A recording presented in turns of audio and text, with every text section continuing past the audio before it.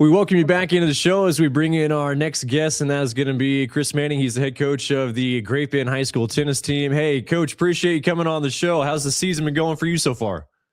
It's been windy, but that's spring tennis in Kansas, so we've just been lucky to dodge rain and get all of our matches in so far. You talk about the wind. I mean, I feel like any outdoor sports, that wind comes into factor. But like for tennis, like how big of a deal is it when it is windy? Oh, it's a great equalizer is what we call it. It can change matches and depending on which direction it's coming from and which side you're on. Um, and it just really affects everybody and differently and it just affects your play style. So So what's I guess the best advice, to your tennis players when it is extra windy?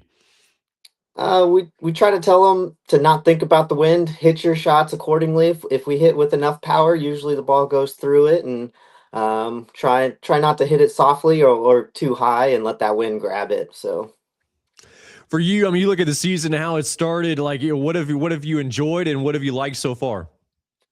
this season's been great. Numbers have been up, which is always great for tennis, especially here at Great Bend.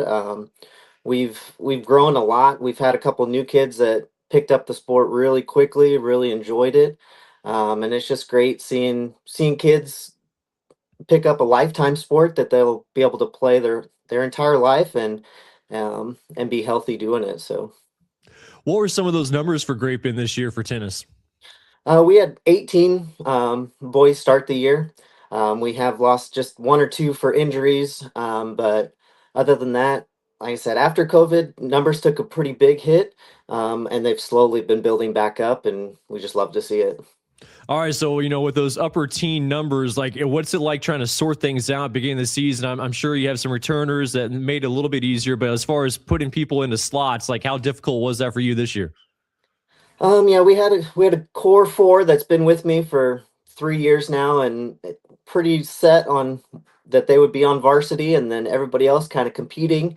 Doubles is always a challenge, trying to find not only what works and personality and skill wise, and make sure we get people in the right position so that they can succeed. I feel like every tennis coach that I bring on, like I love asking them, how they figure out that pairings, for the doubles teams. Like, so for you, what's your philosophy when you're trying to, especially when you're figuring out like a new duo? So we try to match skills. And hide weaknesses with players and put them with someone that's really good at their weakness. There's also sometimes if people are just super strong, we try to put them together. A lot of times, if we don't think they're necessarily going to make it to state at singles, even though they might be our best player, we'll go ahead and put them and see if they work well together for a nice doubles pairing and so that they can have a better success at the state level. Who've been some of the guys that have stood out this year? So Aiden Stacy has kind of emerged as our number one singles, and he's been playing really great, coming off a win in Dodge City, followed up with a third place in Garden City in a pretty big tournament. And then Jacob Parks and Kai Britt, they've really meshed well. They're really good friends, which usually helps in doubles too, but they feed off of each other's energy well, and it's a fun pairing to watch. What's been the competition like in just the WAC this year and just across the state in Class 5A? In WAC, this is kind of the first year that WAC is really wide open. There's been so many graduations the last couple years. I mean, Hayes graduated 12 seniors last year, so that's tough for them. Great for us. It gives us the opportunity. WAC's coming up real soon, and there's not a clear-cut favorite, so it's just who plays well that day. And 5A statewide, we went and saw some pretty good competition in Emporia the other day. Kind of put us back into perspective on what we need to work on to get ready for state. It's a little bit tougher for us here in Western Kansas. We don't have quite the amenities that a lot of these other schools have, but we'll put up a good fight. So.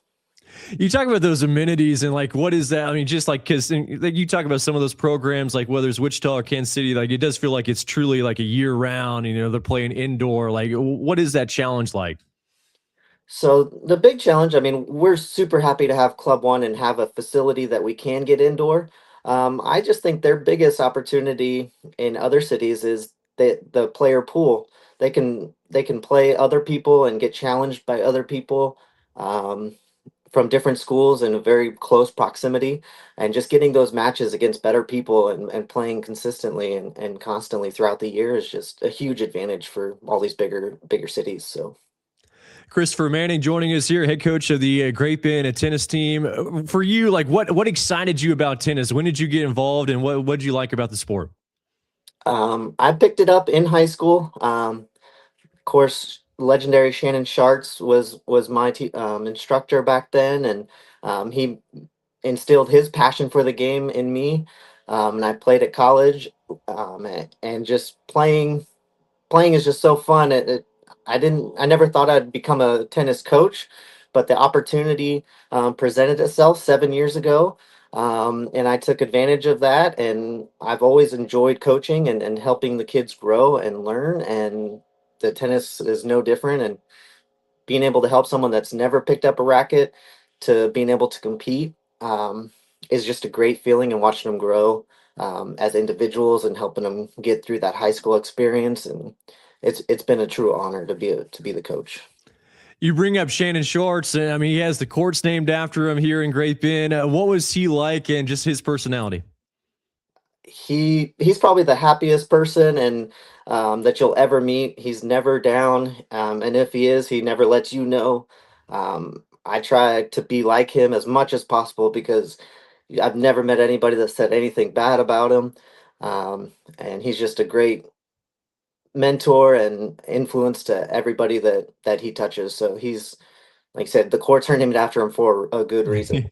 Yeah, he's awesome. So, like, anything that, like, from his coaching style that you've tried to translate it into what you do now? Just the fact that he's always positive.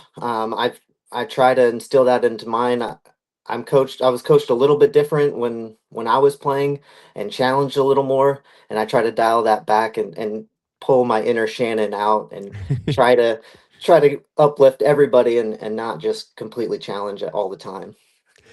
Going forward, like, what are you trying to see from your team, Chris, and just as far as what you want to see at toward the end of the season?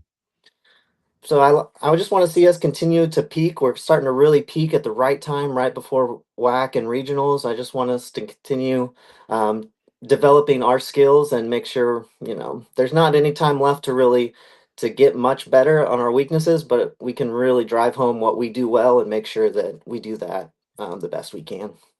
Coach, appreciate the time, and best of luck the rest of the season. Thank you, sir.